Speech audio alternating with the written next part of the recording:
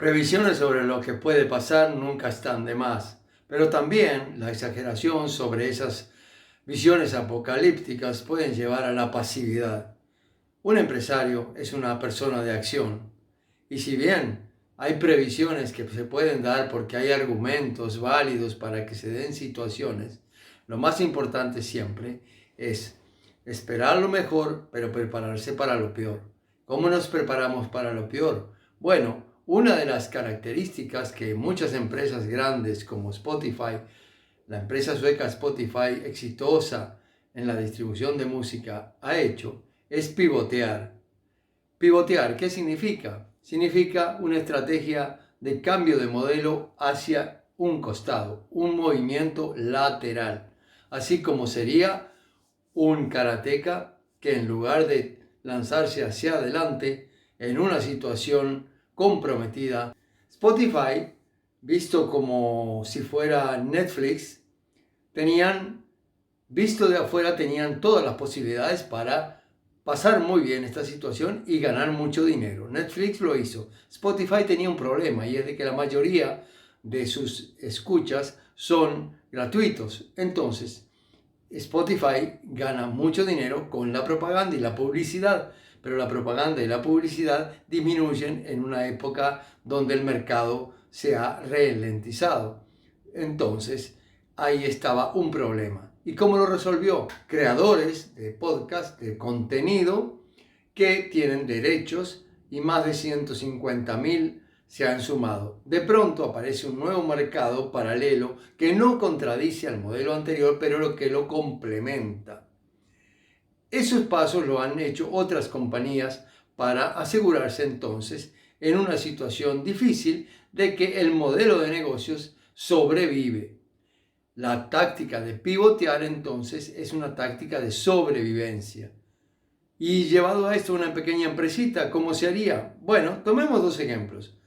Una empresa de limpieza puede, muy bien, si supongamos tiene limpieza en casa de personas, la mayoría ancianas, por ejemplo, que deben cuidarse, que su situación está más comprometida que otros, de pronto pueden complementar su negocio con la compra de mercaderías y el transporte al domicilio, que mejor que ya que conocen a esa persona, se pueda completar con ese servicio y hasta se puede hacer una tarifa plana que, subiendo un poco por los costes extras que tiene, asegure también la fidelidad y asegure las ganancias en una situación comprometida.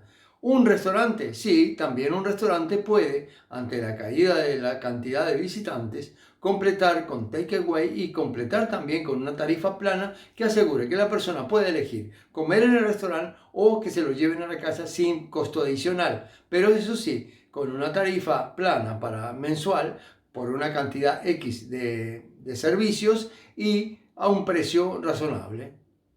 Esas son medidas de pivote, es decir, no rompemos el modelo, simplemente lo ampliamos o completamos para tener fuentes de ingresos extras en una situación comprometida. También, por supuesto, puede llevar al cambio total de modelo, pero no necesariamente. Recordemos el modelo de todo empresario, que es que hay cosas que dependen de nosotros y hay otras que no dependen de nosotros. En la macroeconomía la mayoría de las cosas no dependen de nosotros. No depende de nosotros qué va a ser de los impuestos. Por ejemplo, en este momento muchos países ofrecen postergar los impuestos para más adelante a través de recursos que simplemente alivian la tasa impositiva de hoy. Pero nada dice, eso es una deuda, ¿verdad? Nada dice que la situación económica derive en una deflación y entonces sabemos que las deudas son justamente las más peligrosas. Contraer préstamos hoy puede ser peligroso, sí, porque si hay una deflación que no sabemos, pero que hay síntomas, entonces tendríamos deudas que realmente nos son más pesadas que si hoy las canceláramos o que si hoy rechazáramos un préstamo. Y lo mismo entonces estamos con los patrimonios. Los patrimonios se pueden venir al suelo muy rápidamente. No sabemos. Entonces, ante una situación de no saber, lo único que importa es qué es lo que está en nuestras manos para hacer. Y lo que está en nuestras manos entonces son medidas muy cautelosas como de prevención, en este caso el pivoteo, que se ha mostrado ser muy buena estrategia y la están usando las grandes empresas. Finalmente, ¿por qué pivotear? Porque podemos sí prever que todas las empresas van a también entrar en la competencia por el precio. El bajo precio, la tarifa plana, va a ser muy popular en un momento en que el mercado está muy bajo y el poder adquisitivo baja.